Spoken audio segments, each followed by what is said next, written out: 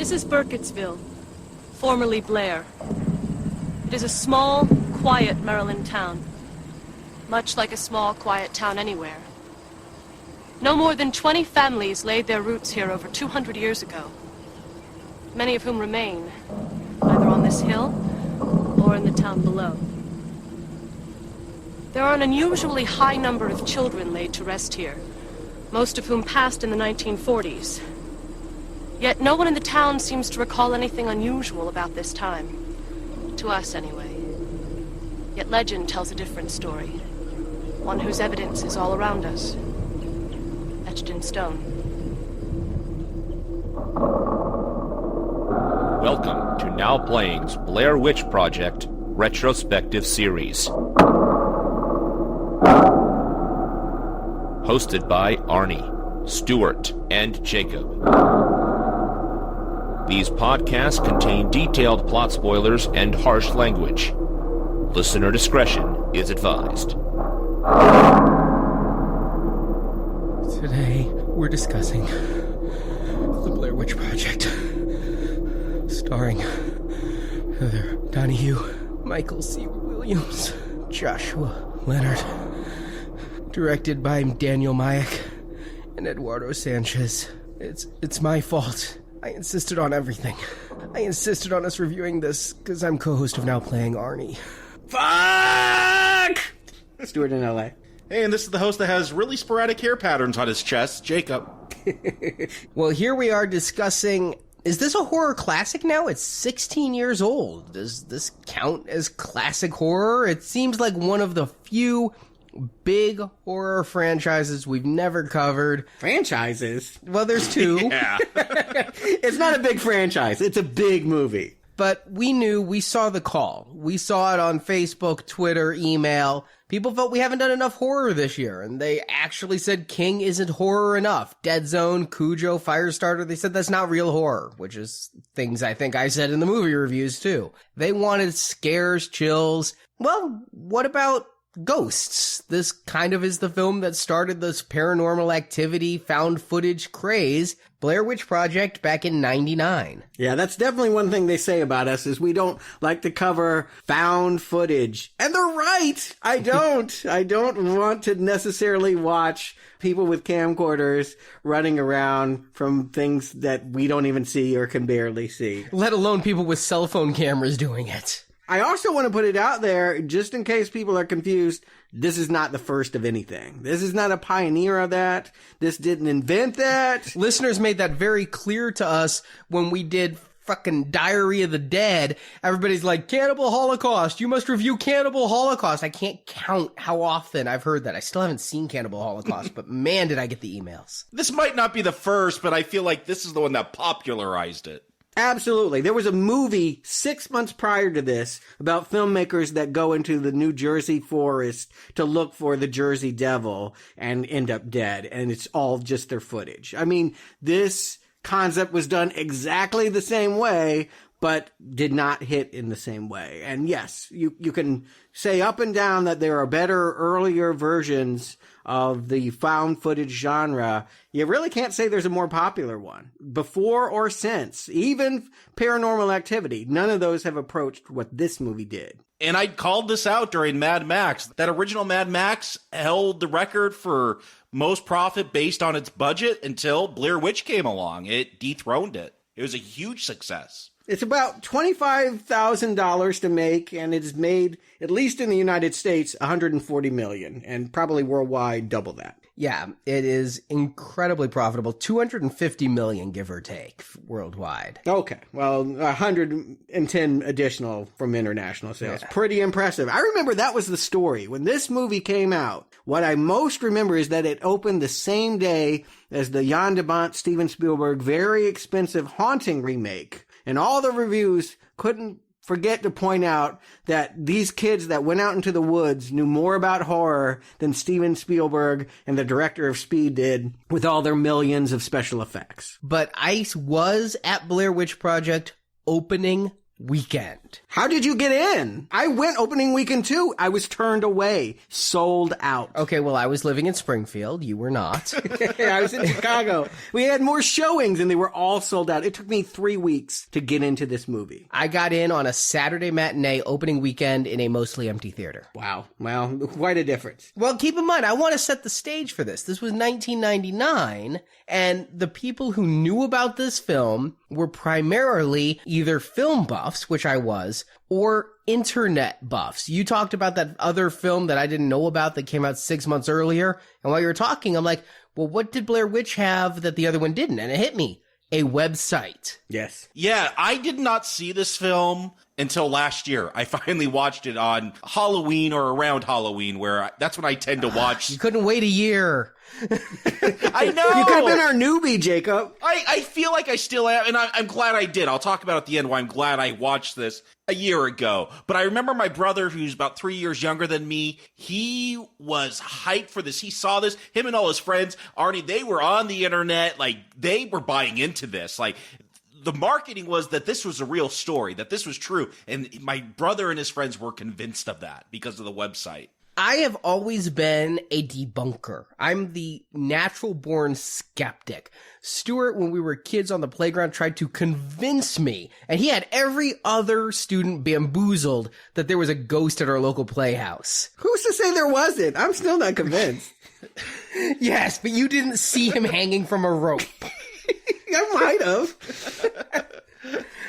I've always been the skeptic, and I was working in computers at this point. I was on the internet all the time. I even had a website back then, and this was right when the internet was starting to become very common. People were finally starting to get rid of AOL and get truly online. And I heard stuff about this movie, and I found this website, and the website presented it like it was real. It had police reports, it had all this stuff, but it was also a little bit of a tricky site to navigate. It's still online. It's there for historical purposes. I went back and revisited it, and I remembered all of my pixel hunting and things. I had nothing better to do. What the hell? I was, 24 years old. I could spend hours and hours downloading these postage stamp sized videos that took like an hour to download. Hours, yeah. This is the same year of the Phantom Menace trailers, by the way. Yeah.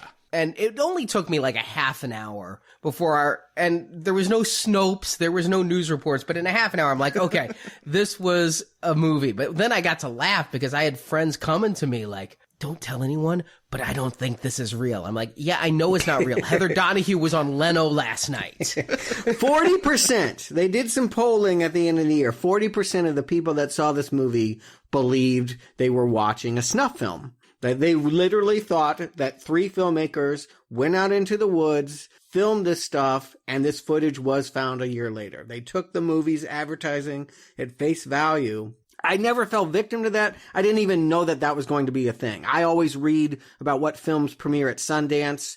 Even there, they started the buzz there. When this movie opened on Sundance, they didn't have the actors there to do a Q&A afterwards. They didn't talk about how they actually wrote and made this film. They just screened it at midnight. It blew people away, and it got the chatter going. And yes, at the dawn of the internet age, you're going to have people taking an urban myth and running with it. All of a sudden, you have infactual information being put out there about Blair Witches that the filmmakers didn't even have to create. I mean, everyone wanted to participate.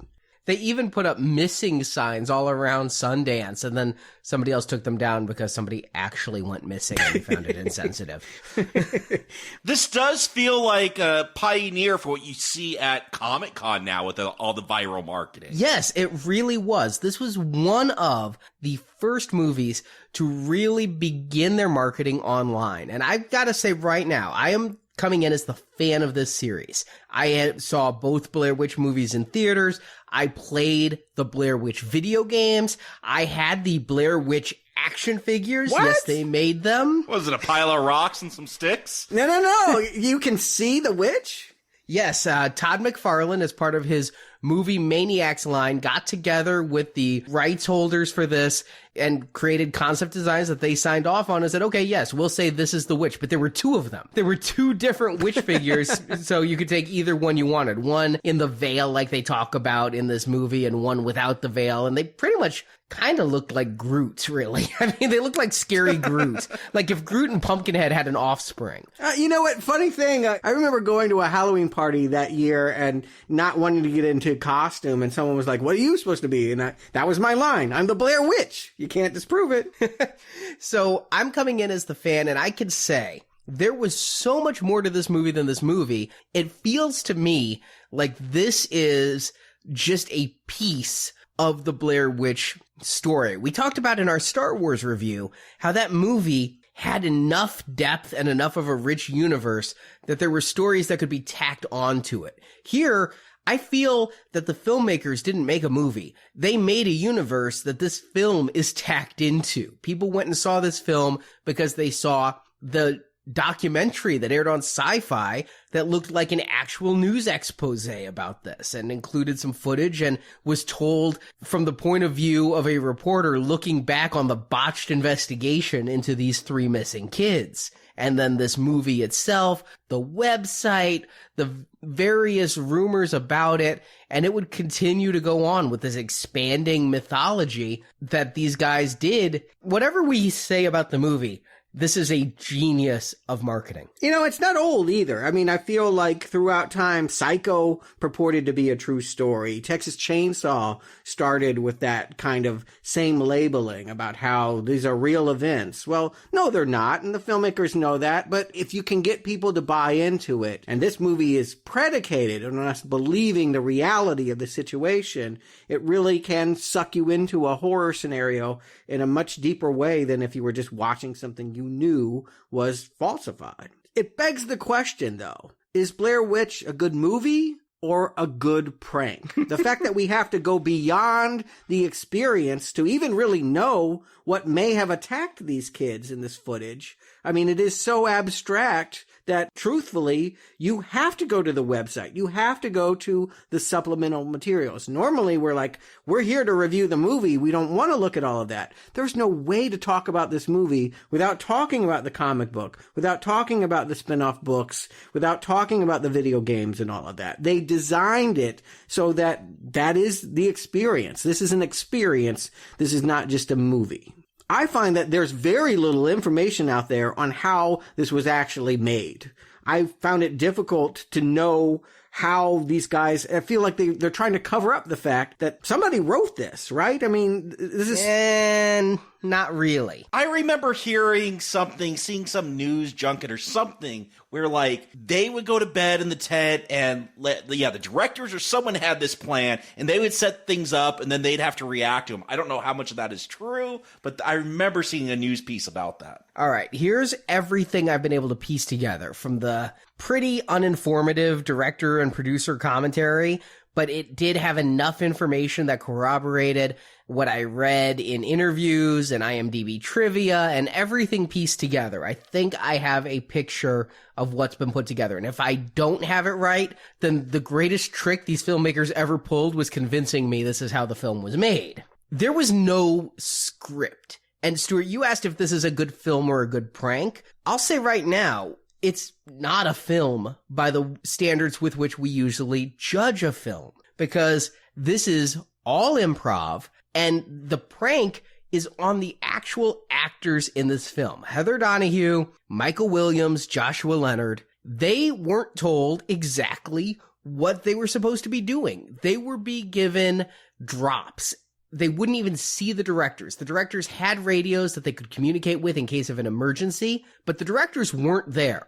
They were far away spying on them and setting up pranks and setting up traps. In the early scenes when they're going through talking to the townies, the actors, who are also the cameramen, they really did film this themselves, talked to people, and they thought they were complete strangers. And they were really excited. Oh my God, we found people to play along.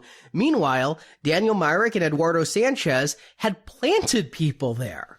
I was wondering how they got those townspeople. If they were just improvising and making stuff up. I saw one of the waitresses was actually one of the director's sister. Yeah, but the actors in this didn't know that. And yet you also have something, that lady holding a baby was not in on it and just started making shit up to be part of the documentary. Oh, she's the best one. Yeah. She was not a plant. And the way the baby covers her mouth, that's creepy. Yeah, and it's just happenstance. Wow, yeah, you gotta use her. She's fantastic. And so what we have here is an 8-day shoot where those three really were in the woods. And they didn't know necessarily what would happen. They got a 35-page outline that said, here's the general arc. But then things would happen, like they were just told walk west. And they would plant things like those piles of rocks or that bound thing of sticks. And the actors wouldn't know to look for it, so they just walk right past it. And the director's like, oh, fuck. And then they have to radio in, oh, you got to go back and look at that now. But this is really almost, if you've ever been to one of those murder mystery dinner type things, it's almost that level where the directors have created a haunted house environment for these three actors to go in and film themselves improvising everything. And over 8 days it was filmed. And then over months and months, just hours and hours and hours of footage was edited into this. And they went through many edits. They had a 2.5-hour edit. They had the edit they showed at Sundance. They got a lot of feedback about characters and went back and cut out a lot of stuff to soften some of this. But this is not a scripted film. If we start looking at this as acts and arcs and things, none of that was ever intended. This was solo budget, a whole bunch of student filmmakers going out there, guerrilla style, making it up as they went along. Incredibly risky. It's amazing they got anything out of it. I really want to compliment them. Maybe not as filmmakers, but yeah, as people working in, I don't know what you call it, performance art or interactive, haunted houses.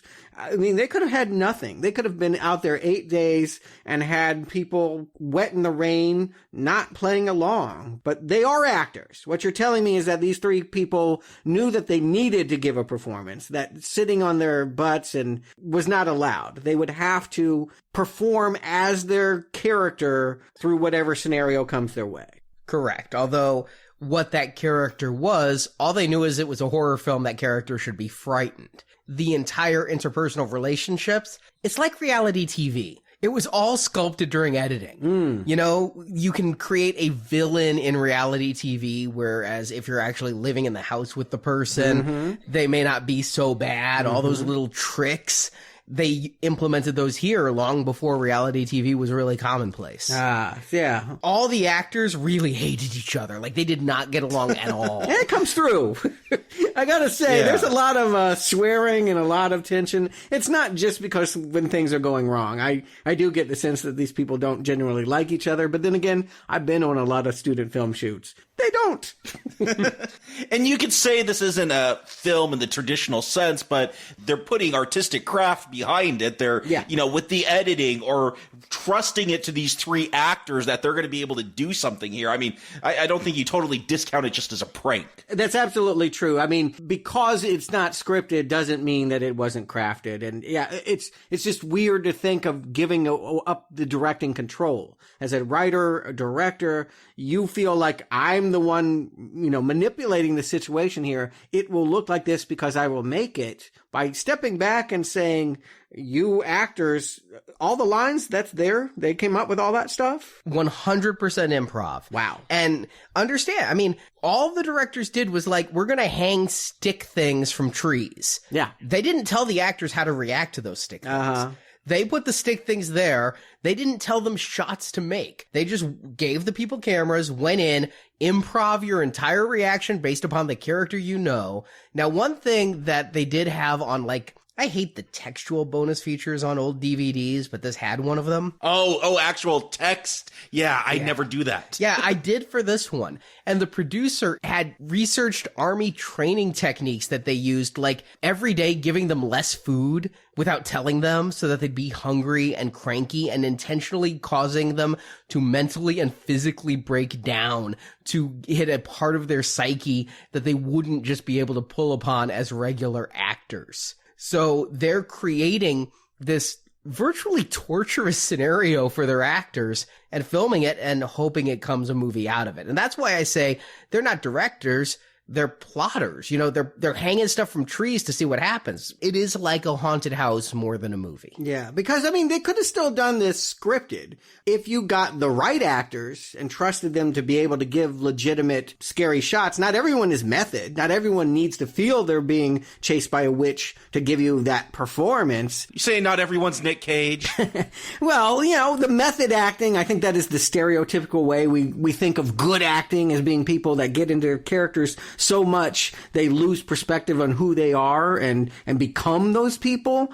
That's not the only way to get a performance like that. You can get great performances like that, but that's not the only way. And if they had classically trained actors to go out into the woods, they wouldn't need to torture them. They could just get that performance. But it sounds like they wanted to be Machiavelli. It sounded like they didn't know what they wanted. They wanted to see what would happen. It was an experiment.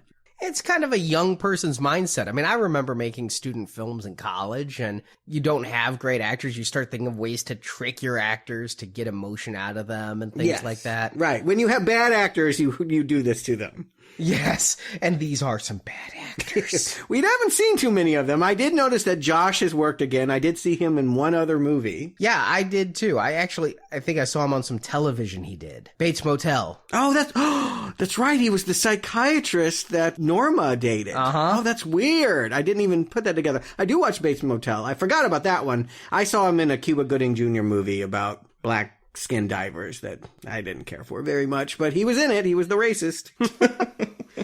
Yeah, none of them have really gone on to work. Heather has gone on the record saying that she was blacklisted for her participation in Blair Witch. Maybe they just all realized you guys aren't really actors. You were in a hit film by pure luck, and you are not exactly the next romantic lead in the Richard Gere film. Yay, I don't know that the filmmakers worked too much after this either. We're going to talk about it. I did bone up on their career. We can talk about this after we talk about this experiment. We can talk about what they graduated to do, but wow, you're right. This does not prove anyone's talent, really. By being this experimental, what it means is that what we're watching here is lightning in a bottle and not necessarily the plotting of people that know how to tell a great ghost story. Well then, Arnie, I think your job is easy here. Why don't you give us whatever came together as a plot?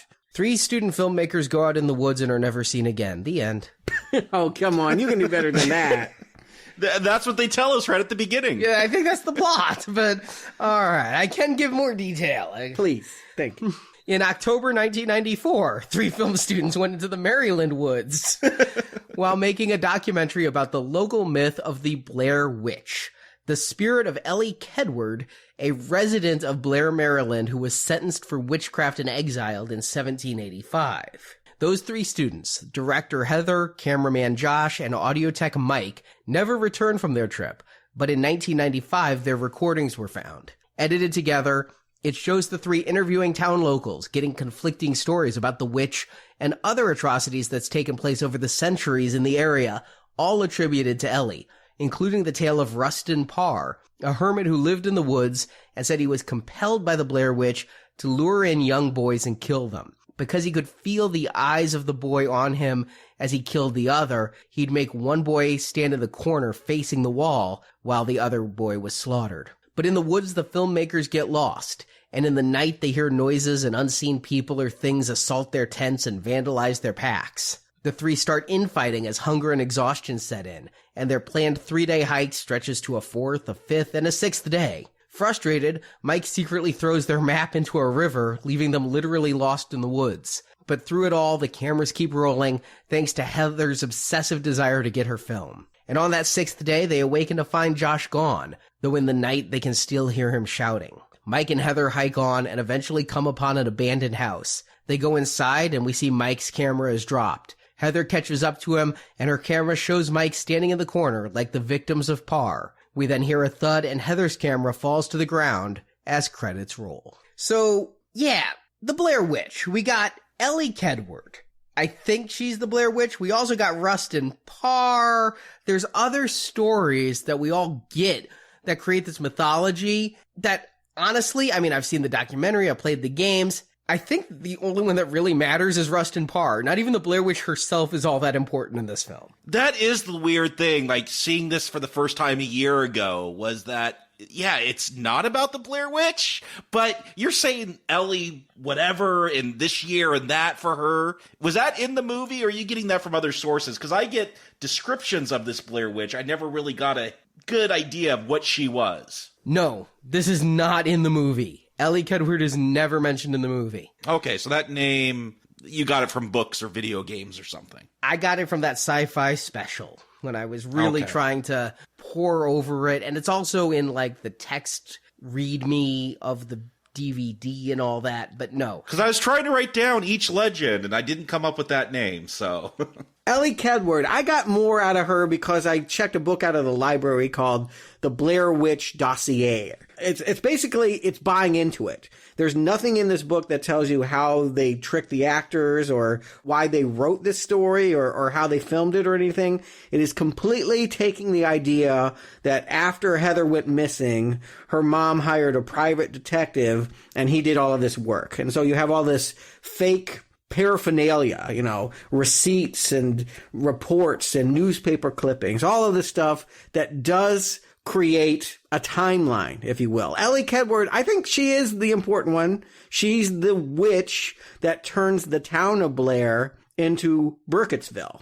Because we're told, and I don't remember exactly where I get all of this information, but in 1785, basically, we're told that she took kids home and took their blood. She was abducting children back then and was persecuted as a witch, was tied to a tree, was abandoned, and after she was thrown out of the village of Blair, more kids disappeared. So she started it all off, and I believe that when they're talking about a witch, this is who they're talking about. Yeah, I think it is. I think some of that story comes from other sources. It was made really explicit to me by that Curse of the Blair Witch mockumentary that aired on Sci-Fi back before it was spelled S-Y-F-Y. I watched a little bit of that. It did seem a lot of the same material that was in my dossier was also in that documentary. They probably wrote it and produced that at the same time. Yeah, and they embellished a lot of the story. What they had here were vague notions. And it was supposed to all be a prank. In their original imaginings, you know those two fishermen they come upon who are telling some stories? The second day. Yeah. Originally, they were going to have the older fisherman be the murderer. And he was going to come out at the end and said, I told you kids to stay out of these woods and kill them. I almost got that sense that that's what they were going for. Like, he's like the Scooby-Doo villain, yeah. That wouldn't have worked. No, but I think that's why a lot of these reports in the film itself are so conflicting. I think it's a mistake. I mean, it's good for urban legend's sake to add a sense of verisimilitude and reality by having these people have these random ass stories. And one guy's talking about this thing that happened in the 40s, and something else is talking about the 1700s, and somebody else is talking about a woman covered in horse fur from head to toe. But by the same token, while it leaves hooks that they will embellish upon later and try to form into a cohesive narrative, in this movie, all you know is there's townspeople who all have heard some weird story that, again, for this movie, it's the tale of Parr that matters, because that's going to be what they discover at the end. They never discover a witch. I do like the vibe that you get these different accounts from the different townspeople. I mean, growing up, you ask anyone where I grew up, you say Mentryville. Like, it even sounds scary, Mentryville. Like, all it was this oil boom town up in the mountains, and all that's left there is like this house that's like a historical site, but we'd always drive up there at night and freak ourselves out because like, oh, there's an axe murderer there, this happened or that happened. Like, everyone had these different stories, and we'd freak each other out. You know, who could come up with the scariest story about Mentryville? And I like that vibe here, is you get that tall tale feeling, that legend feeling, that no one quite knows what happens, but there's something haunting this area with all these different stories. Again, the film is only part of the experience. That if you want the timeline, you really have to build it from different sources, who may or may not be telling you the truth. What became clear once you look at it in total, though, is there is a pattern that is going on. A historian of folklore basically points out to the private investigator in this book, it seems to be happening about every 50 years. The witch comes back pretty closely, you know, sometimes with 40, sometimes 60 years. But basically every 50 years, there's an incident involving this witch. almost from the inception of America. She has been around almost as long as America has been a country. So, yeah, 40 years after the Blair town has their kids missing because they banished this witch, then you have Eileen Treacle, who is this kid that 11 people see being dragged into a creek by a pale old woman. Then 50 years later, there's Robin Weaver, who disappears for 3 days. She is found, but her search party ends up dead and disemboweled at Coffin Rock. Were they the ones who, like, their bodies were found and they went Yes. to get the sheriff, and when they came back, the bodies were gone, but you could still smell the bodies? Yeah, and they were all bound together. I was thinking Human Centipede for some reason with the way it described it. Yeah, no, I was too. It was head to foot. Yeah, Heather actually goes to Coffin Rock and reads that story on the second day. Yeah, that is basically 100 years after the witch had initially attacked the kids. And then you have 50 years from that, this Robin Parr story you're talking about, which is the most recent one. So I think that's the one that people talk about more because they have more of a history. And the interesting thing about that, not only did, 7 kids go missing, and we have the one guy that says the very important detail that one kid is pointed into the corner and the other one's brought in and killed. You also find out that that house burned when you look at this dossier, that it burned down, doesn't exist anymore. So the fact that this is going to get filmed, it almost guarantees that what we're watching is supernatural, that there can be no explanation for what we are going to watch that it could happen in reality, unless the kids rebuilt that house. Where did the dossier come from?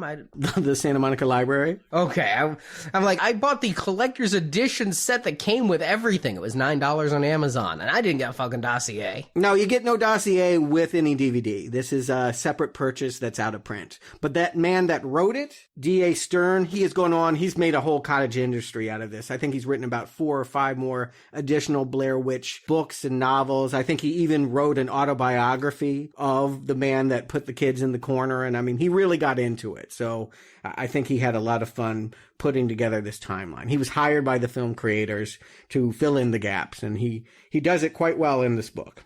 So it really is like the Star Wars Expanded Universe. You bring an author in, give him a jumble of stuff, and say, make it make sense. And he goes, oh, every 50 years. That's kind of close. We'll go with that. Yes. Does it expand my appreciation for the movie? Well, it informs it. I don't know that if you don't like this movie, you're going to like it after you read that. And, we've often made the point that you shouldn't have to read a book to enjoy a movie. But I think that everyone leaves this movie asking questions, and some of those questions are answered in this dossier.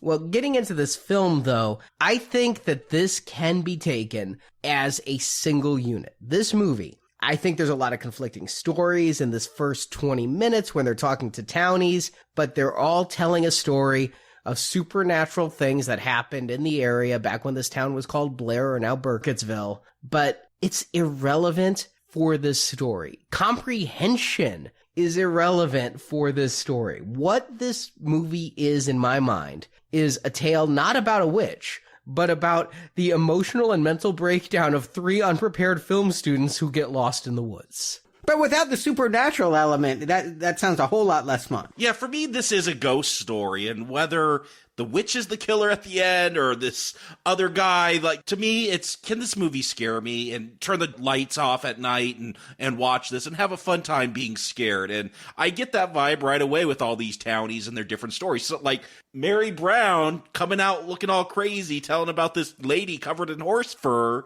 is really creepy. Yeah, I can't deny it, that it's the casualness. I mean, that is what found footage is good at, is it makes, by having the naturalism of the real world influence all the creative choices. You're not seeing someone do crazy things with lights or, colors or motifs or anything. It just feels like raw, anybody can do this documentary. Well, it starts convincing you that this horrific thing could exist in the same universe as you and I. I mean, it gives credence to legend and lore. I know one of the reasons why many people were turned off about this movie, though, is because these filmmakers are not very steady with the camera. And that I know some people that literally cannot watch this movie, not because of the content, not because it scares them, but because they get motion sickness. that the way that this camera is operated and whipped around, and it gets much worse as we get into the forest. But even early on here, when they're not setting up strategic shots in the graveyard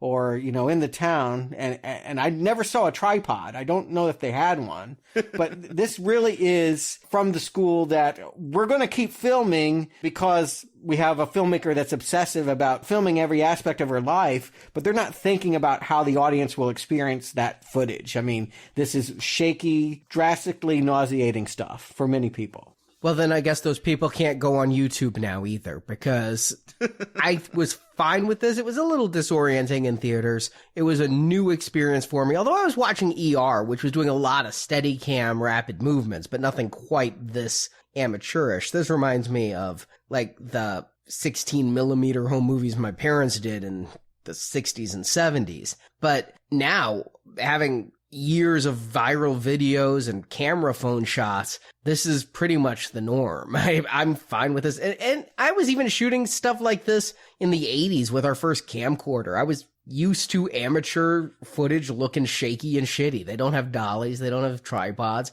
They're carrying it. I never heard of somebody getting sick, but then again, some people get sick playing a video game on a PS4. So I guess if you're sensitive enough, anything will make you sick. No, I literally know people that vomited. Literally, they watched this and it was the same thing as being on a boat. It's seasickness. Well, I do feel like one of the things, if you're going to do the found footage thing, it has to be somewhat justified. Like, there's ones that I've watched where I'm like, come on, why would someone be filming this shot? Why would they be handing the camera over to this person so they could be seen? Like, I always thinking about that when I watch found footage, and I feel like with this film, yeah, when they're doing an establishing shot of Coffin Rock, or Heather's going to read a passage very dramatically, awful actress. Yes. I feel like the camera is somewhat still, but yeah, a lot of this is we're going to have these cameras on the whole time and we're hiking. Of course it's going to shake. Or they're going to be drunk in a hotel room. I am here then to defend poor Heather Donahue because you'll stand alone in the world, not just on this show. I'm happy to, because I know she takes a lot of flack for this movie. I think personally she was threatened after this movie. I guess they blame her for the trick of it. But she was up for a Razzie. They actually nominated her for Worst Actress for this quote-unquote performance. It's brilliant. She is a pretentious film student. You can see it in the twinkle in her eye. She thinks she is making the most important thing in the world. She is chewing up the scenery. Her bad performance is her character. This is a person that can't wait to exploit a local legend, which is, I guess, why she's going to lose her life to it. Well, no, I agree that when she's doing this monologue, she's intentionally bad. Although I don't know that she's intentionally bad, but it fits her character to be intentionally bad. And I do think she has some better scenes later on in the movie. Yeah, she cries on cue.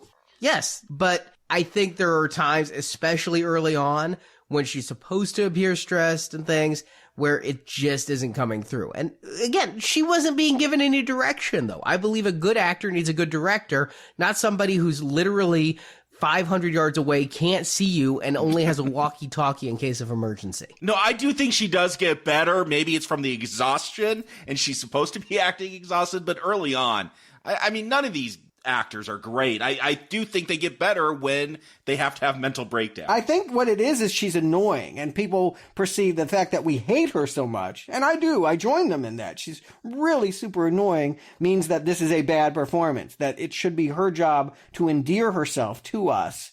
I don't think that that's the way that this was structured. I don't have a problem with any of the characters, or the characterizations, I should say. They're not characters. But what we see on screen, all of it feels very plausible to me. Those are people I've known before. And, Josh, the guy that steals the camera from the film cage and has to have it back on Monday. I might have even been Josh once or twice. I mean, I know what that is to have equipment you're not supposed to, and you got to get it back clean. I mean, I couldn't believe they have a Nagra, which in 1994 is like the dream to do the sound. That is high end. I mean, that's like taking, a Mercedes out for a Sunday drive and then, going through the mud puddles. I mean, I can't believe how much they put the equipment at risk crossing creeks and streams and what have you. I mean, if any of them had fallen in, you're telling me this is literally the equipment that's giving us the footage we're watching.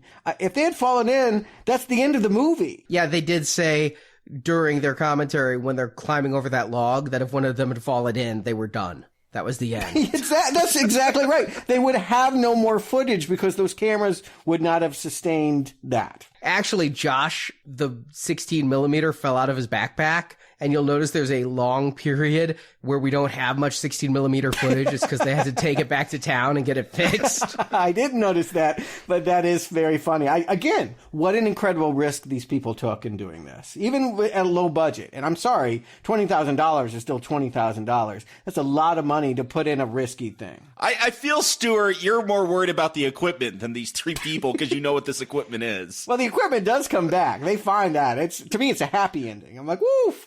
Thank God the Niagara's going to get home.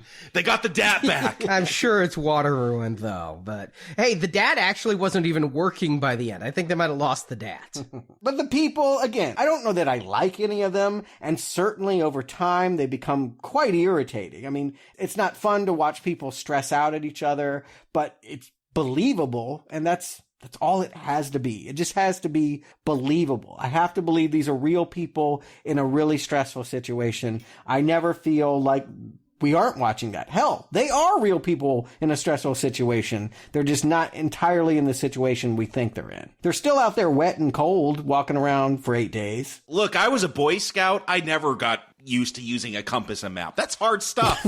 I understand why they got lost. I never got my, I don't know what merit badge it was, but whatever one where you have to do like map orientation or whatever. Never got that merit badge. I agree. Without road signs, a map is useless. And let's also point out where they're headed is not exactly memorable. Without a big sign and arrow pointing to a pile of rocks, I would have kept walking right by them. Oh, this is important? Who knows? The problem really is for me in this movie is that what's supposed to freak them out isn't really that scary. It's ominous because it hints at something unseen. You know, it's going from the notion that it's what's in the woods we don't see that's really going to get them. But watching shaky cam at a bunch of rocks and leaves, after a while, it does take its toll. Yeah, I agree. There's a lot of buildup going on here. And it's fortunate that I also can relate to, and actually, dare I say, I do like these three characters. First of all, they look like kids I went to college with. I mean, their style, their personalities, everything about them screams 90s to me. Especially, I mean, they were supposedly doing this in 1994. I went to college in 94. I hung out with a girl who acted a lot like Heather in this, and I roomed with a guy who looked a lot like Josh and kind of had that laid back attitude. So I was really kind of relating to them like these are some of my college friends out on a hike. Yeah, that's the appeal. It's one job, is it has to have us connect. And I'm connected. I just don't like them. I mean, I want to make that explicit and I want that distinction to be clear. I don't like them, but I recognize them and it brings back nostalgia and connects me to them nonetheless. Yeah, I don't know if I ever connect with them, but at least early on, I think you're right, Stuart, it goes on a bit long, but early on, I'm getting sucked in when they're fighting 7 piles of rocks, and we know that there were 7 boys that were murdered. When they're interviewing the towns, it is unsettling. There was something about those rock formations, and I remember after I watched this, stepdaughters were playing out in the yard and just piling rocks. They had no idea about this, and they made these piles like that. It freaked me out just to see that. It's something about getting sucked into this universe that's going to make it work or not work for you. If you're able to just get into it, be the fourth member of this crew and try to experience what they're experiencing. I think that's what's going to make this film succeed or not succeed. And in a standard horror movie, you have so many tricks to build suspense. You can use music, you can use lighting, you can use composition, you can write it into the dialogue. There's so many ways to get you. With found footage, you only got one way. You were in tedium, our guard is down, and then all of a sudden, almost just effortlessly, something weird floats up and we get a shiver. And I think that's what found footage does. It doesn't make us jump, it doesn't make us scream, it gives us a shiver. To me, it always helps to put me in the film. The key is, as Jacob said, my belief that people would actually be filming this. And Blair Witch does it best of any found footage film I've ever seen, through the character of Heather just being so obsessive about filming. I like that they have the obligatory scene of turn the camera off and why the camera's on. And there's a scene where Josh takes the camera from her and says, I see why you like filming this now. It's so detached reality. That wasn't scripted. They weren't told to do that. That was all improv, but it makes this film able to sell this to me. So it adds a level of actual reality versus a slick third-person perspective that we've seen before. Also, the fact that these are actually the actors doing it, and there's not actually a cinematographer who's simulating being one of the actors and all of that, I think that adds something. They're not trying to do slick camera tricks here like they would in, say, Chronicle or something. I'm just surprised the film is exposed. I mean, Josh must have some history with loading, or they must have broken every time they needed to change the reels, because that stuff's not easy to do. There was no one there to help him break. They did not break character unless there was, like, they had a safe word, taco. Yeah, you'd have to. What if someone got really hurt? You'd have to stop the movie and say, hey, real blood, help me out. They have to have safe words. Yeah, one time they missed their drop and actually wandered out of the woods. They were never deep in the woods, and they wandered out, and they're like, oh shit, we're not even in the woods anymore. No, this park is very small. Yeah, so they ended up staying at a hotel and going back the next day and picking back up again. And that's something that the dossier makes clear, is that we're going to see them wander around for 7 days. There is a search party that is out there at day 4, day 5. There are hundreds of people walking through that forest looking for them. Again, supernatural. You can only conclude one thing. The fact that these kids were not found was because they had a spell on them.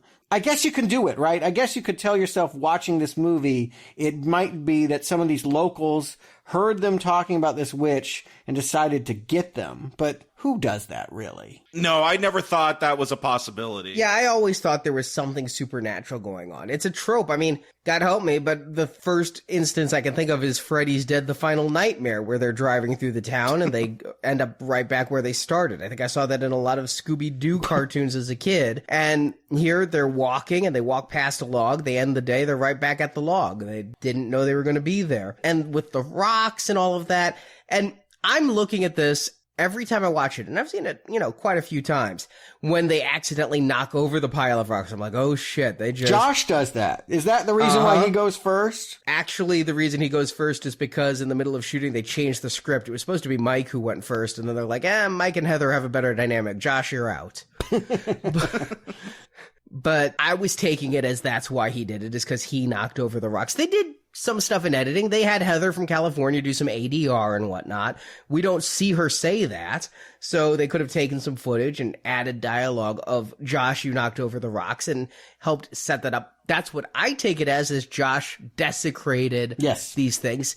And Heather steals one of the artifacts she finds. I mean, these kids, if you go to the old trope of in a horror film, kids sin and that's why they die, Josh knocks over the sacred rocks, Heather steals, and Mike, dumb fuck, kicks away the map. Yeah. The one thing, the one piece of dialogue that never has worked for me in this, I'm getting scared. I like the noises at night. It's when they try to, I don't know if they're trying to get deep, but they're like, this is America. You can't get lost in America these days. We've destroyed our natural resources. We'll run into the road at some point. Like, that is the one thing that doesn't work for me. Yeah. I love that line. Oh, I love it too. It's one of my favorites. It's so true. It seems so forced. If you're not in Yellowstone, you cannot get lost. You walk for a few days. It would comfort me. If I were in this situation, it would comfort me to know that this park couldn't be very big because we're always tearing down trees to build more houses. And again, it's not like the directors were saying, hey,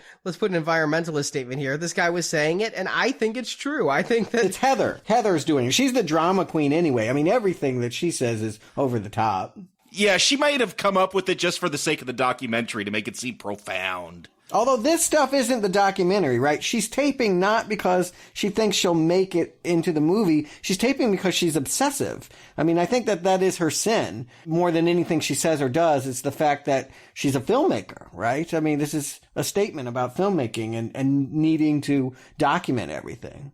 I take it differently. I take it as the filmmakers equated her to Captain Ahab. Anything Blair Witch, she was going to film even at her own risk and at the risk of her team. She wants the world's best Blair Witch documentary, and so she will put herself and her crew in danger to film it. But then during the non-supernatural scenes, I think she is filming for the reasons that Josh accuses her of. It keeps her detached. She's used to seeing things through the lens. She can make believe it's a movie if she sees it through the lens. That's interesting. So that's my taking. Yeah, I think you're right. That seems to make sense. Yeah. I do love her characterization in this, though, because she's the director. She's a student filmmaker. That's, like being the head of the student body.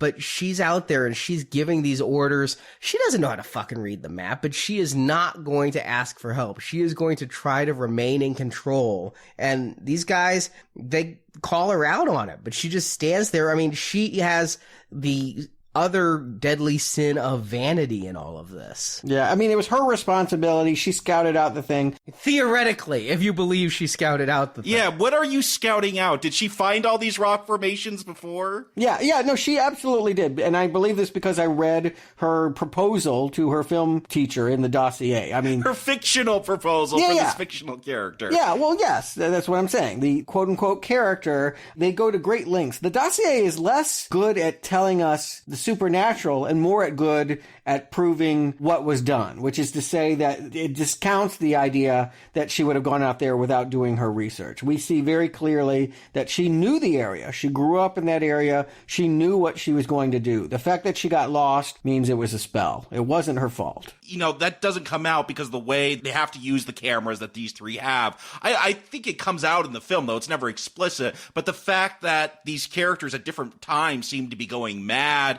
Mike, it seems to be going crazy at first, and then Josh, they all start acting erratically on different days. Like, I definitely feel like they've gone after secret knowledge here, and that is the crime. They went after knowledge that they should not be seeking, and they're going crazy for that. It's very Lovecraftian in that way.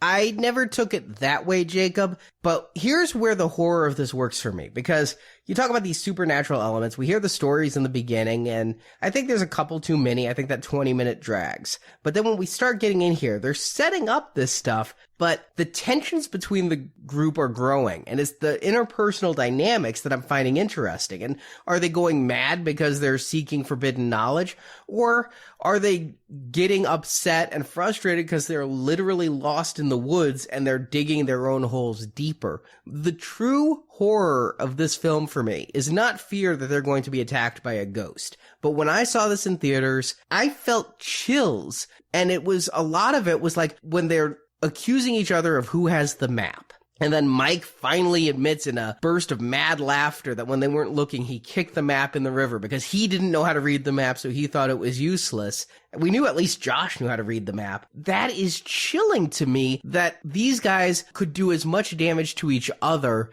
as any supernatural witch or murderer in the woods could. When the end rolls, I don't really believe Josh could be the killer, but I also think that's a possible interpretation. Yeah, we've knocked their acting, but when they start going mad or hungry or starving or whatever, I get those chills. When Josh is losing and he's like, "You gonna write us a happy ending, Heather? You gonna write us a happy ending?" Like, that is scary. That is someone just barely holding on to their sanity. But it's also such a poignant line to what they're going through, because Heather has wanted to control this whole production, and they're begging her to get them out of this. I guess I just never really saw it this way because it's supernatural, because something is being done to them. I don't see it as her fault. When she does her teary apology and all that, I'm like, it ain't you, chick. It would have happened anyway. And I don't blame Mike either. I mean, he made the point, the reason why he kicked away the map was not just because he couldn't read it, it's because he saw Heather trying to read it, and it didn't change the fact that they would walk for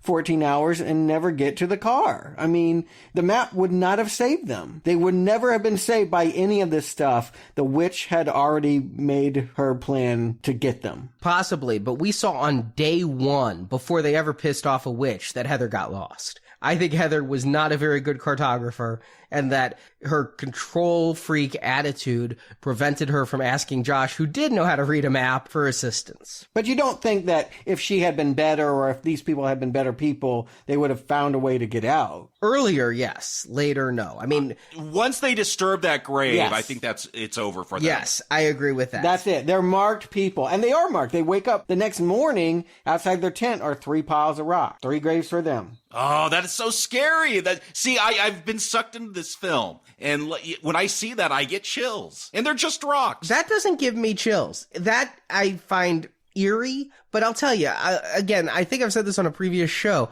There was like a study about the sounds that are most disturbing to the human psyche, and like a baby crying is one of them. We are genetically programmed, or perhaps it's nurture, not nature, but that a baby crying puts us on edge because we want to care for young. It's just in our nature to protect the young so that they can grow up. It's, the biological imperative of reproduction. And this film, as they get more and more lost and do more and more infighting, there's so much shouting and crying and screaming that it just puts you on edge. There's no way to pay attention to this film and have an immersive experience. If you're just watching this on TV while you clean the house, it's probably going to just be that much noise. But if you sit in a darkened room, be it on a 24-inch TV or in a movie theater, subjecting yourself to this, the sheer acridness of their relationship gets under my skin and creates a tension that then heightens things when they find little sticks hanging from trees. But nothing scares me as much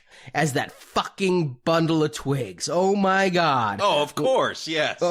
When I was in theaters and I'm like, oh my fucking God, it's a bloody tooth. Josh is dead. And it's bundled with the flannel of his shirt, I believe. Yes. It's shown so briefly, and so it's just there to tease you and make you see what you want to see. But yeah, that was the one thing. The little guys hanging from the trees, the pile of rocks, nothing. But that bundle with some fresh blood and teeth, that was the one thing that supernatural that I'm like, oh shit. And what really helps sell it is because they've really gone out of their way to shoot this like they were really shooting this. If this was a standard horror film, it would have really lingered on that bundle and you'd seen the blood and the teeth. Like this, it's a pretty quick shot because, yeah, why would you keep the camera on that if this was happening to you in real life? There is something psychological about the way this is shot that helps you put yourself behind that camera as if you were there. Okay, and I'll offer a counter perspective on this. This is a part where I'm starting to get annoyed with the movie.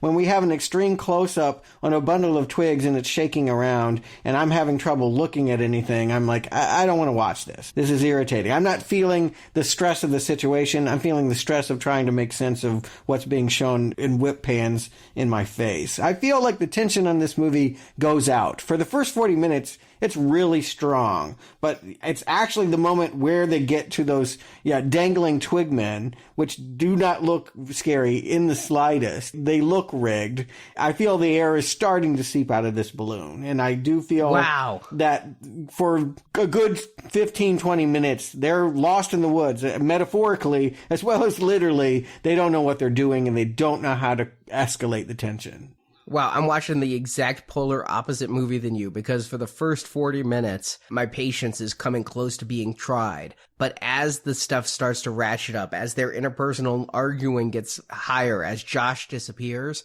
the movie's fear ramps up. I follow their emotional journey. I start completely complacent and watching them as they're going through their everyday activities. And the more panicked they get, the more uptight I get, the more I am following this movie with them. I enjoy the 79th minute much more than the 29th minute. I think I'm somewhere in between. I do think, Arnie, that you're right. Things do get more tense. I like the escalations of the sounds at night. At first, only one of them hears like these crunching sounds, twigs breaking. And then the next night they all hear it. And then it's like, children crying for help. And then Josh disappears and you can hear him. And it's the way that the sound is all around them. They never know which way to walk. I get absorbed into this. I think, those sticks, people that they have hanging in the trees, that doesn't really scare me, but those bloody twigs does it for me, man. That freaked me out. Yeah, that, and I like not seeing it. Like, there's one point in the middle of the night when they're hearing those sounds and they start fleeing. And what our camera is showing us is Heather running ahead of us. And then she sees something and she's like, what is that? And I'm right there with her. Yeah, what the fuck is it? Show me. But they're not showing me. And that makes it even scarier than showing me twigs hanging from a tree. Yeah, a lot of this is, there's not minutes, but there are long periods of time, 30 seconds of just black screen where they have the cameras are pointed down or whatever. They're afraid to turn the lights on because it's night and they don't want to attract whatever is out there. And you just hear the screaming. Yeah, a haunted house experience is the right way to describe this, but that doesn't make this any less effective at being a scary movie. And one of the things I do love, it's not a technical trick that they planned, but it ends up feeling like a directorial choice, is that sometimes sound can be disassociated. Because sound is recorded on video at the same time, we hear that as the sounds of the filmmaker. So when they're cutting back and forth between the 16 millimeter, which doesn't have sound, and you don't put a sound unless you have a special roll of film, which they did not have, you're not putting sound directly onto the film. It's not matching up. That sound is coming from the video camera. So sometimes we can be seeing what the character is doing with the 16 millimeter, but they sound very, very far away. They're going to use this to excellent effect in the climax of the film, but it also happens here with that chase scene. And I do think that that is a really creepy happenstance. I'll call it a happy accident. Yeah, at times they use that DAT recorder for the 16 millimeter. Yeah, that's what you would use. But yeah, in other times they just use the camcorder audio for that, and it really gives it a spooky, distant effect to see something up close, but hear it far away. It's a pioneer of this. I know other films have done it since. I don't know that any film has ever had the impact, maybe because it was first, maybe because it was best. Maybe because their camera work is improv, along with the entire story being improv, it creates a magical, happy place for found footage that when you storyboard it out and you're simulating this and trying to recreate it, either to save money or to hop on the latest trend instead of because the story demands it, that you just lose all of the raw feeling that this comes through with. We have reviewed a lot of horror movies on Now Playing. None feel as real as the Blair Witch Project. That includes Diary of the Fucking Dead. Well, that was a terrible film. Well, come on, Arnie. I'm just talking about the only other horror found footage movie we've reviewed. Yeah, if we watched another one, Arnie, it would be better than Diary of the Dead. I mean, pick a film, throw a rock, you're going to hit a better film. You got about 15 paranormal activity films you could choose. I'm merely saying it's not because it's found footage alone. I'm saying it's because it's found footage done this way in this film. Yeah, you know what? All found footage, I think, struggles to reach feature length. And for me, that's certainly true here. But the high highs are tense. I mean, I do feel, particularly on first viewing. Subsequent viewings, I think it does diminish. I mean, I think when you know what's going to happen and what you are and aren't going to see, you can't help but feel the impact lessen upon repeat viewings. You're not rewatching this movie to feel the fear again. You're trying to see maybe what the story is and connecting it to the lore. But there are gaps where I'm really on edge, and there are long stretches, particularly in the second half, where I'm disengaged and I'm just annoyed by pretentious kids that are screaming in the woods. And you see, it's that screaming. When Josh disappears, I mentioned the baby crying. The equivalent here is Heather. Josh! Josh! I mean, that goes on so long, and it puts me so on edge. And I agree with you. I hadn't watched this film in probably 10 or more years before watching it for this film. And it did kind of like recharge. It was the second best it had ever been for me this time, the first being in theaters. The more I watched it, the more I remembered specifics, the less impact it had. But that screaming coming through just hit me at a subconscious level to create an emotion in me that I am helpless but to succumb to. Even though I know everything that's going to happen, I can sing along in sync with some of her Josh screams. I'm still on edge. It gets me back by the end. I'll give you that. It just sounds like you're more into this movie in the second half than I'll ever be, but I've always felt that the ending was very effective. It does take a little too long to get there. After Josh disappears, I love the search for Josh. I don't think there should be, like, an entire other day. No. They had to get to 7, right? 7 days, 7 kids. They're doing stuff with numerology, and I feel like they just wanted a full week to pass before the witch claims them. And I do really enjoy Heather's, it's the iconic thing with the snot coming out of her nose. It was in every trailer. Mm-hmm. I mean, you gotta give her props for lack of vanity to do this. She never wipes her nose. Yeah, you could see nose hairs, everything there. Yeah, this does not make you think she's a hot actress when she's wearing a frickin' stocking cap and letting snot run down her nose and tears run out of her eyes. You're right, she is able to cry, be it because she's been out in the cold woods and wet woods for 8 days, or because she has found a place inside of her as an actress to do this. This is a good final speech. This is her last redemption before what I'll presume to be her death. And while you may think it's not her fault, I think this is her basically going to confession before dying. Her last confession there, getting the final rites. Only her priest is the camera. And maybe that's why I'm not touched by this goodbye. I'm touched that someone knows they're about to die and is saying goodbye to their parents. I just don't believe that she's responsible for this because she made this project happen. I don't think that's a sin. These guys agreed to do it. They went with their own volition. I don't feel like it's her responsibility that they're all dead or missing or whatever. I just don't believe she scouted it out. She's telling them there's trails where there's not. She's full of shit. I get the feeling she cut corners, was egotistical, thought it would all be okay because she's in charge, and it came out from under her, and that's why I feel it's her fault. You don't think that the witch was doing things to make them not get to the car? After a certain point, but not day one. All right, so it's her fault on day 1. Day 3 through 7, not her fault. She let him in there on false pretense. She didn't really scout it. Boy, you're just not cutting Heather a break, but okay. No, I think that all of them are somewhat at fault for various things. I think that the witch had power. I don't know that the witch was completely inescapable if you had competent people working together. But because of the infighting, the map throwing, and her, what is that thing about poor planning and performance? I mean, she's just not a good manager. And you keep talking about the witch. We don't get the witch at the end here. The first time watching this, I am waiting for that reveal, and this is going to go in a different direction. But that's the brilliance of it. I mean, 70% of the appeal of this movie is the way that it leaves you.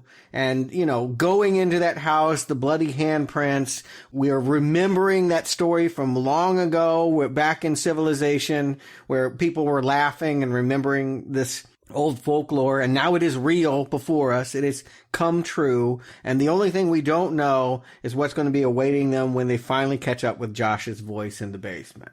Are they drawn? Is that Josh's voice? Yes. Are they drawn into that house? Because I would not be going into that house if I found it. They hear Josh, yes. And so that's why they go in.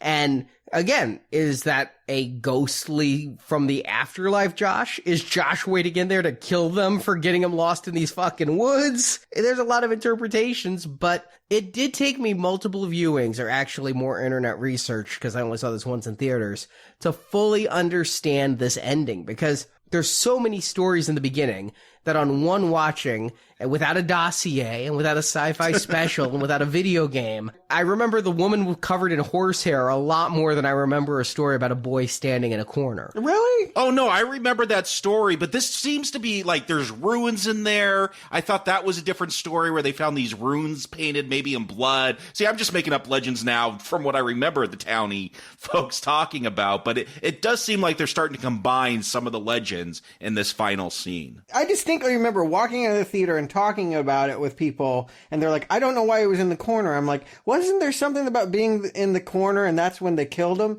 And we just all collectively shivered at the same time. We were all like, oh, I mean, you remember it when you reflect on the movie. You don't know in the moment. I'll give you, the moment is happening so fast. We're so disoriented, cutting back between the 16 millimeter and the video. All we know is that we're heading towards something scary and certain death. But reflecting on the movie 20, 30, an hour later, it all comes back to you. It's a simple story. It didn't come back to me about the corner, but something else that happened to me on first viewing, and I kind of got it this time. I can see what I saw. I thought he was hanging. The way it's shot, we only get a glimpse of him in the corner for a second at most before Heather's camera falls to the ground too, and we just get a close-up of dirt. And I thought he was like floating. Remember, they talked about the woman whose feet didn't touch the ground. It's such a dark shot and such a quick shot. I didn't get him as like being in the corner punished. I thought he might be floating. I was like, what the fuck happened to Mike?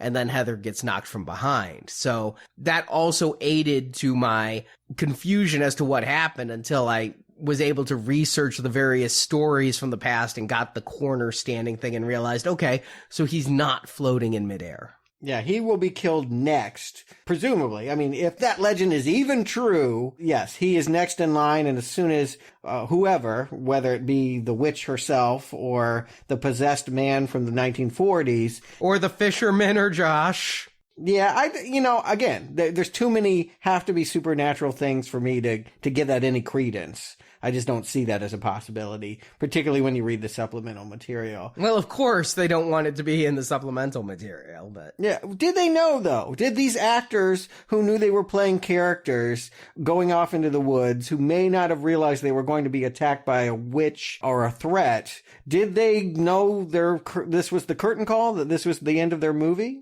They knew it was the last day. This was filmed in chronological order. I think this ending, based upon the stories I've heard, was evolving during the shoot. Mm-hmm. And the actors were intentionally kept in the dark. They got information and packets that day that said, okay, you have a real compass. You are to walk west today, and you will see a marker at the place you're supposed to stop again. And what happens in between happens in between. Yeah, they'd have to have told Josh to be like, you're getting out of the tent tonight. You can't be there the next morning. Right. They told him that, and they had to keep him around to scream into speakers because they were really hearing him. They did not know what they would find when they followed that voice. Mm-hmm. Josh could have been standing there. They were piping it in through speakers, though. So how much they knew here at the end, I'm guessing this was pretty staged. The standing in the corner and all that. I'm guessing of all this film, this ending here is the single most staged thing. Perhaps this is the one thing not even filmed by the actors themselves. Who knows? It wasn't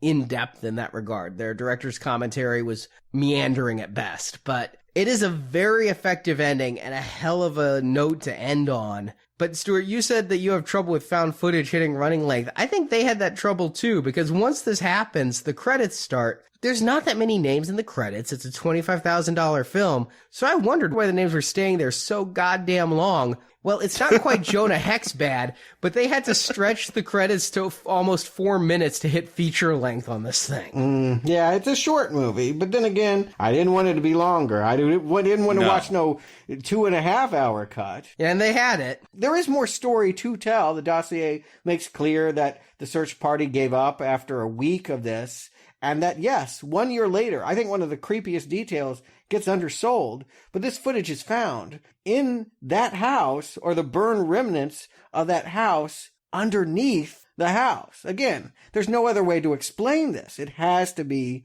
supernatural. This footage was buried beneath a structure that hadn't been disturbed for, over 50 years.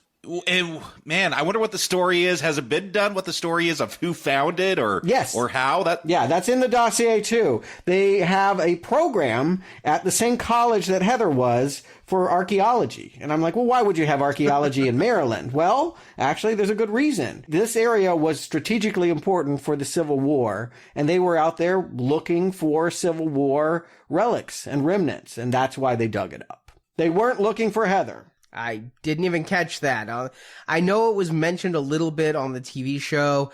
They also mentioned that the families weren't happy with the law enforcement investigation and that they had private eyes looking for these kids. They had interviews with the families and girlfriends and such. But in the end, the general consensus is law enforcement was ineffective, didn't do their job right, and that also may have added to this. Although if the witch was preventing people from getting in there, then there's nothing that could have been done anyway. That's my takeaway, is that there's nothing that any human being could do once Ellie had made her choice. But the mother would continue on, and she hired a psychic. They would go back to these ruins. This book is pretty long. It's about 200 pages. There's a lot of information there. I don't know how much more you learn, but it kind of fills in the details. And it gets us back to Daniel Myrick and Eduardo Sanchez, that the mother actually reaches out to them once she gets ownership of the footage. The police sit on it for years, but in 97 she gets this footage and she hands it to them and says, you cut it down into something that makes sense. Oh, it wasn't magically edited, by the way. No, not magically edited. It was raw footage. Oh, I thought maybe that was the case. No. It's raw footage, like 9 reels of film and 12 high-8 tapes. The cutting was done by human beings. The filmmakers are calling themselves characters in this dossier by saying that they came in and took this raw footage and made it the movie we just watched. And while your expanded universe material went forward, they did dig into this backstory more with the video games. Now, they came out over a year later, actually after Blair Witch 2 even came out. They started in October, and it was a weird release schedule. I remember this. I was so into video games at this point. I had a website called reviewgames.com. I was reviewing every game in a game franchise, all the King's Quests, all the Gabriel Knights, and I was also really into the movie tie-in games. They had these really cheap, like video games were about $50-$60 back then for PC. These were cheap. I think they were $10 to $20, and there were 3 parts. They were released just a few weeks apart from each other. Part 1 was early October, part 2 was late October, part 3 was November. Any good? No. What are you trying to do? Catch the witch and burn her? Yeah, I can't imagine any fun to be had. Was it like a first person, like...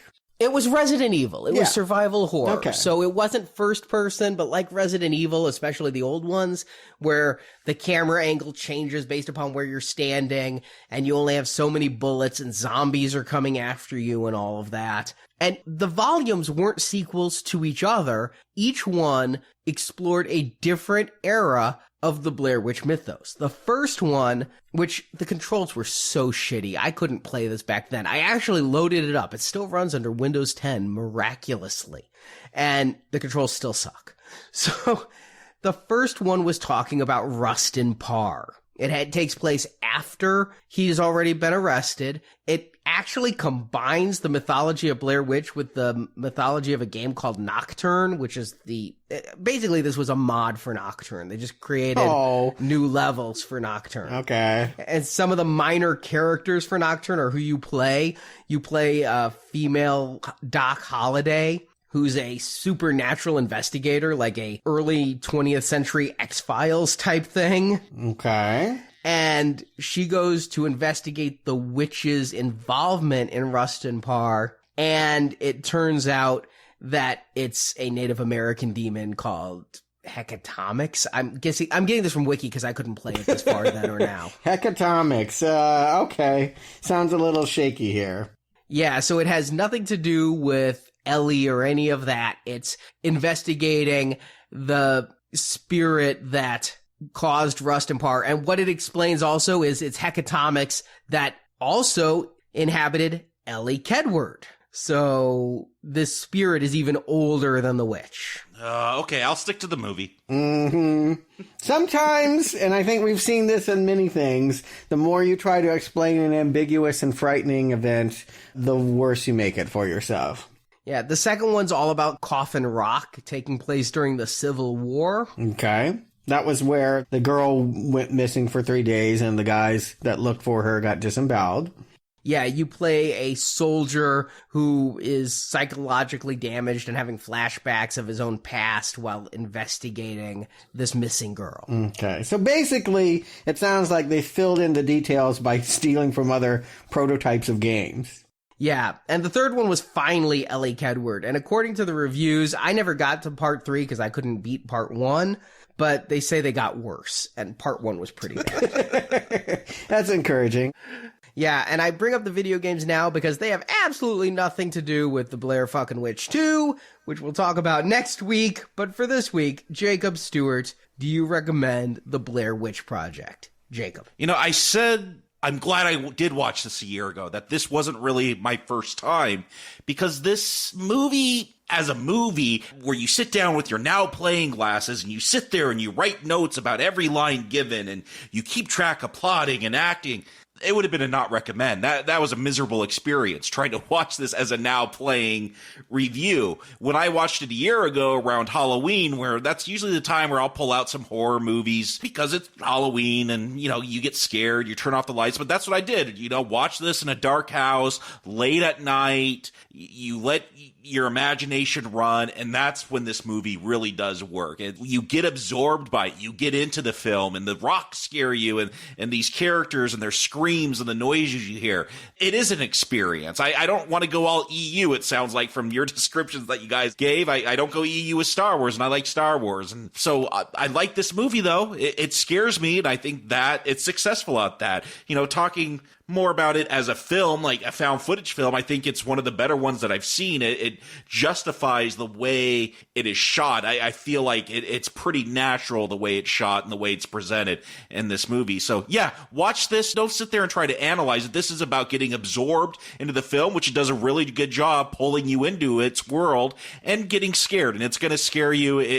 There's even times tonight where we've talked about certain scenes where I got some chills. Like there's just unsettling things, and that works for a horror film. I think that is a big component of being a good horror film. So yeah, and like you said, Arnie, watch this like once every 10 years. I think that's a good way to do it. So yeah, a solid recommend for the Blair Witch Project. Stuart. I'm going to second that. I do think this movie is a strong example of what found footage can do when it's really working. And I think a lot of times, I think actually all the time, found footage struggles to reach feature length, but I think a lot of times you watch this footage and you're getting nothing out of it. Here, the editors, the combination of the actors and the situation that they've been put in and contrived by the filmmakers, all of it really, I mean, I think it helps that we're in the woods. Woods are scary, period, flat out. And go out to camping one evening. There's a reason why so many horror movies are set in them. There's something primal and scary about them. And there's something great about creating an urban myth. We want to participate in that. It's part of the fun to believe. I mean, who wants to celebrate Christmas and not believe in Santa Claus? I mean, we want to believe in this Blair Witch, and we want to believe that the footage is going to tell us that there is a creature out there that can do this. I think this movie has a real charm to it, as well as create some really good suspense.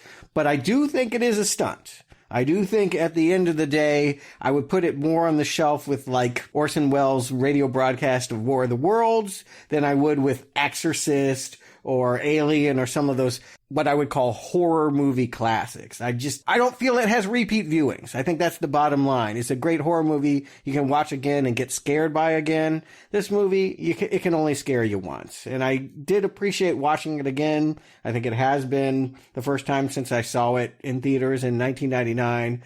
But I do feel like, unlike some of the truly great horror movies, it doesn't hold up on second viewings as well because it is so predicated on the surprise of the first viewing. But which is not to take away anything from it. Everyone should see it once. It's a solid recommend.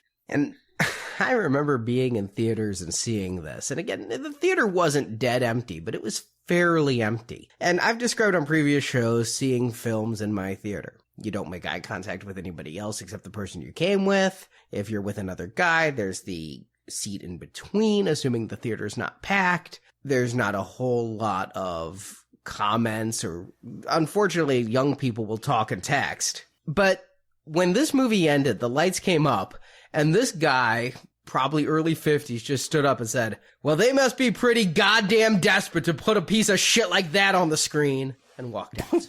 Boy, I hate when somebody does that. That happened to me to another movie we're about to review in just a couple weeks. And I'm like, dude, what the fuck? I enjoyed the hell out of this.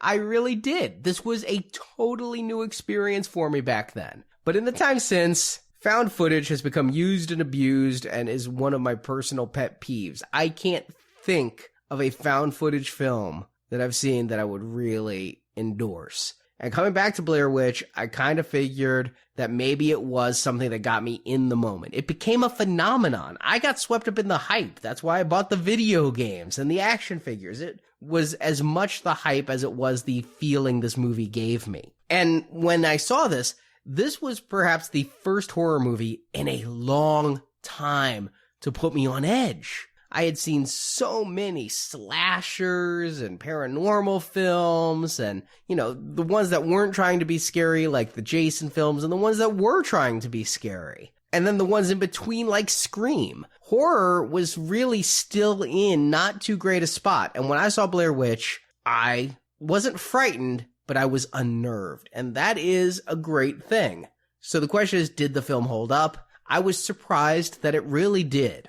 Having some distance from it, having not seen it since the early 2000s, going back to it, I can still really appreciate what it accomplished. I like what it teases. And now that I really don't like, I'll use the word hate found footage films. I wondered if I could give this one a pass, and I can, because it's truly filmed by the actors. It's not fake found footage. This really was run and gun, the actors doing the shooting, versus Maniac, where you have a cameraman and Elijah Wood tied together at the hip like that Farrelly Brothers film Stuck on You. Although I want to make clear that movie is much, much better than this one. True, but it's not really found footage. It's first person. Yeah. Don't muddy the waters here. You're talking about stuff like As Above, So Below. Yeah. M. Night, The Visit. You're talking about films I haven't seen because they were found footage, but VHS. And I like VHS. It was fine. I don't think I'd recommend it. Things like Cloverfield, VHS, all Diary of the Dead. I just don't buy their conceits. And here, they sell it to me. I think it's the pioneer. I think it remains the best. It's a solid recommend. And it was the excitement about this film that got me opening weekend to take Marjorie to theaters. We were dating in 2000 to go see The Blair Witch Project 2. Oh, wow. It came out the next year, so they did not waste any time capitalizing on it. And it was your excitement that convinced me I needed to go to the movie theater as well. After you returned from that film, you said, I didn't have a lot of money at that time, but I remember you got to see this one, and I did. So we'll be talking about it. I have not seen it, so no spoilers. I don't know that you can. It's a weird one. It is. We'll talk about it next week. But if you can't wait for more witches, we do have them on Friday in one of the 4 rooms that also has Robert Rodriguez and Quentin Tarantino in it. Yeah, 4 directors, 4 shorts, 1 movie, all connected by Tim Roth? Okay. Never thought of him as a man to carry a film, but we'll find out if he can. This is part of our Platinum donation series where you get every film really associated with Tarantino as a creative impetus. We're not doing Destiny Turns on the Radio or Sleep With Me, but our silver level donation is 6 podcasts, Battle Royale, and then starting in November, the Hunger Games retrospective leading up to Mockingjay Part 2. Will we be liking it or will we be mocking it? We'll find out. For the gold level donation, the 9 films directed by Quentin Tarantino. We've already released Pulp Fiction and Reservoir Dogs in the gold series. And then we'll be getting back to the gold level podcast in December with Jackie Brown. But for platinum, a donation of $35 or more, we've already released True Romance, one of my favorite films, period, let alone in this retrospective or that we've discussed this year. We've released Natural Born Killers, and yes, 4 Rooms is next. And then next week, a good Halloween movie, From Dusk Till Dawn, some vampires. All the details can be found by clicking the banner at the top of nowplayingpodcast.com. So Jakob, Stuart, thank you for joining me, and until next week, where am I going? The fuck away from you.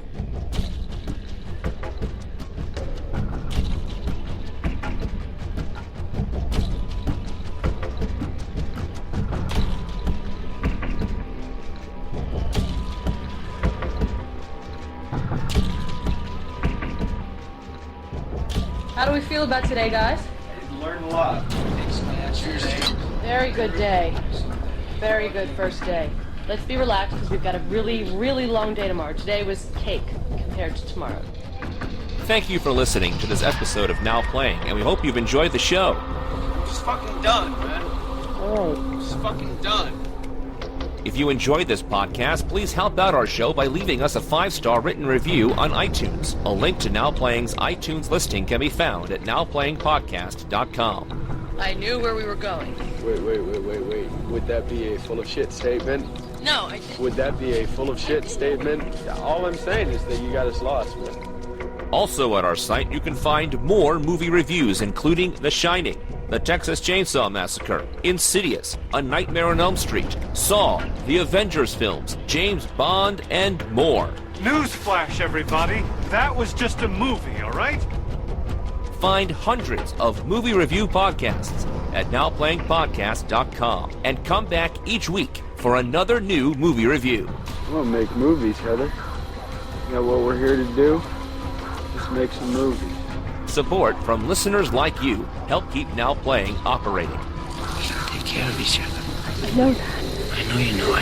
I know we're both about to lose it. Let's try and get the last wits we have.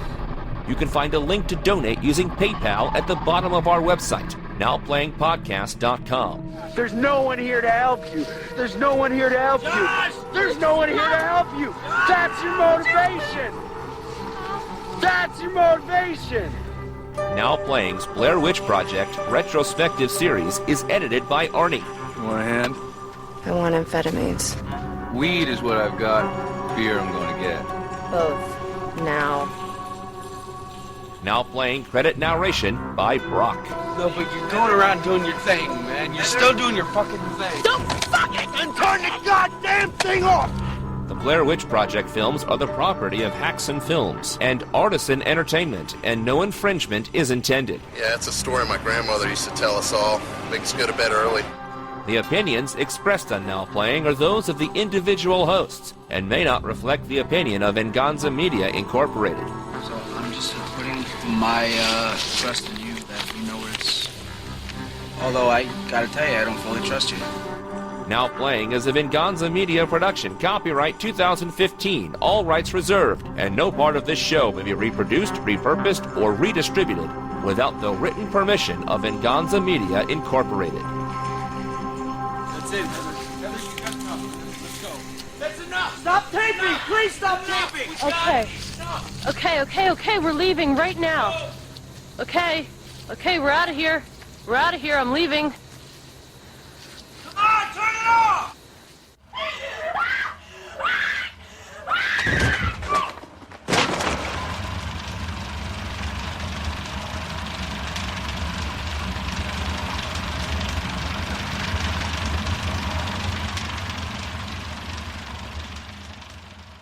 There's not a whole lot of comments or... Unless it's Captain America 2. Yeah. Well, that wasn't in Springfield. That was in St. Louis. Oh, okay.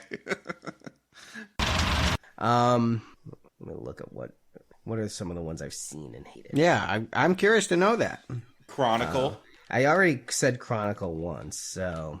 Wasn't there one on the moon? Apollo 18. I didn't see that one. Oh, you didn't see it? Okay. All right, here's the ones I've got. Oh god, what's that one called? It's on the tip of my tongue. It's not even on this list. Fuck. Okay, it's because there's so many goddamn ones. Okay, Cloverfield, VHS. God, there's so goddamn many. But you haven't seen most of them. No, but the ones I've seen I hate. I've seen the ones that are considered the best, and I don't like them. Paranormal Activity? I haven't seen that one. Well, maybe we will. How many are there? What you've told me. I don't want to. Are we in the show or out of the show? I don't even know anymore. I'm out of the show. Okay, I have no idea. Yeah, aren't there like 13 of those or something? There's 6. Yeah. And growing. No, this is the last one. When's it coming out? Man. October. Oh, too many. This October? Yeah. I saw the trailer in front of... Can't do it. Nope. Can't do it then. It's in 3D. Found footage in 3D. Nope. It actually looks kind of good. Can never do the series. We're missing the theatrical release. Can never do it. Oh, if it does well, there'll be another.